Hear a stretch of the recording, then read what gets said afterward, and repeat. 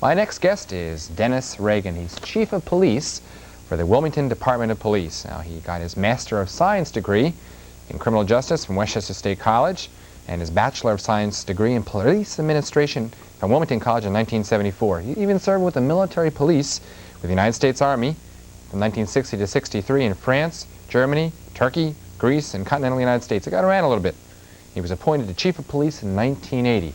Let's meet him now, Dennis Regan. Hello, Chief. How are you? Just fine, Bob. Nice to be with you. Chief, I wanted to talk to you about that parking ticket, but that'll be after the show. Fine. Tell me about yourself and your law enforcement career. My God, you covered a good bit of it there, Bob. I'm a native Wilmingtonian. I grew up in Wilmington and still live in Wilmington in the 40-acre section, which is between Rockford Tower and what's now known as Trolley Square. After service, I came on the police department in 1964. I now have 19 years with the Wilmington Police. And I've had a lot of opportunities along the way during the years of the LEAA, which is the Law Enforcement Assistance Administration. I had the opportunity to take part into their educational program, and I was able to attend these various colleges and get a few degrees. And I was most fortunate to advance through the ranks until I hit the peak in 1980. Well, I asked Chris if he always wanted to be a baseball player. I'll ask you, did you always want to be a police officer? I think so. Ever since the days of my days at Salesianum, I suppose I got the feeling around maybe my junior or senior year. And that's one of the reasons I joined the Army and tried out the Military Police Corps. Worked out real fine.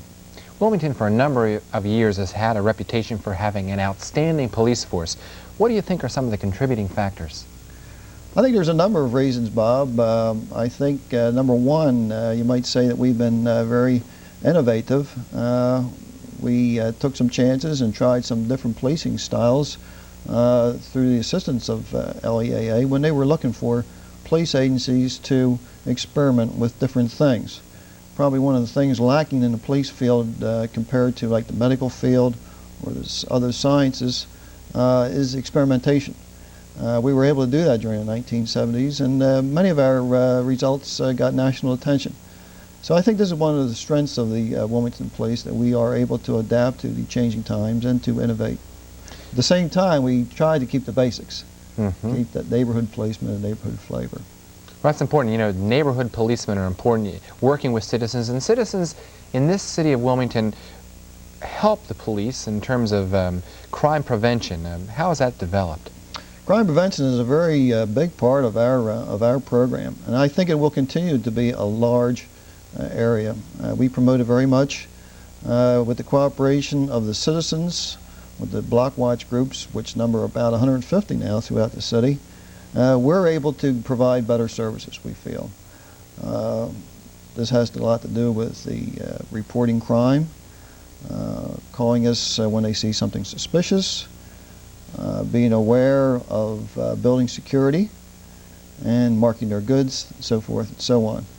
So this is one of the things that we concentrate on, and we feel it has been very successful. Well, it's obviously been successful because we've had a dropping and decreasing crime rate in our city. And what do you think are other factors that contribute to that? Right. Well, along with crime prevention, probably the emphasis on neighborhood policing may be a factor. I think possibly the reporting may have something to do with it. There are so many factors. I would hesitate to put my finger on one, but we're very pleased at the early results that we're looking at for 1982. Overall, it looks like a possibly an 8% decrease, with some of the larger decreases in robbery and burglary. I'm sure the training of the police officers must also be a factor. Can you tell us how you keep your officers abreast of changes in police work? Well, Bob, much like any other profession, it takes constant training. Ours is an in-service training in addition to sending officers to outside schools to get the skills necessary to be good police officers, good detectives.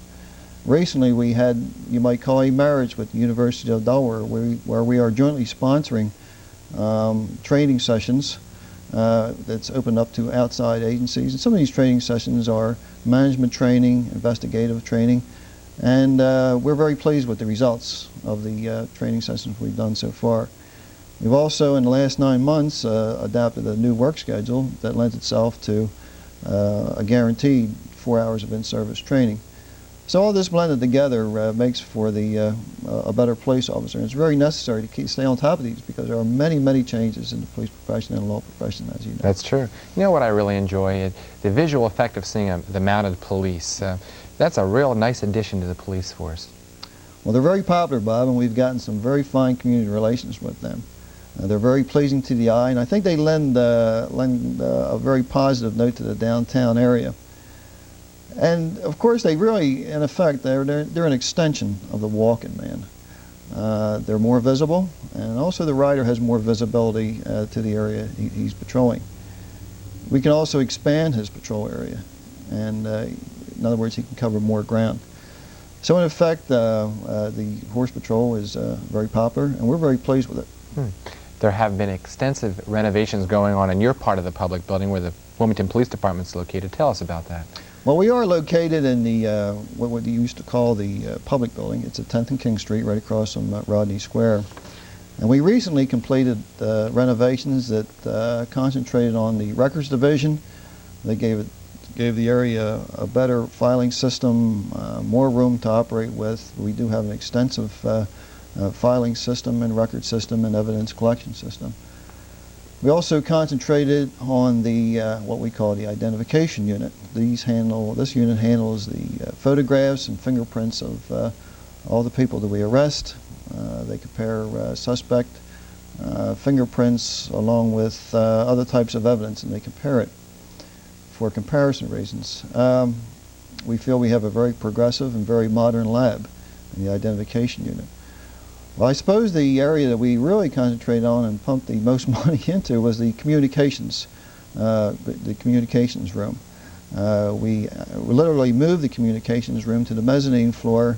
It's a very modern outfit now, and we have future plans of putting a in-house computer in there to make our capabilities even more extensive.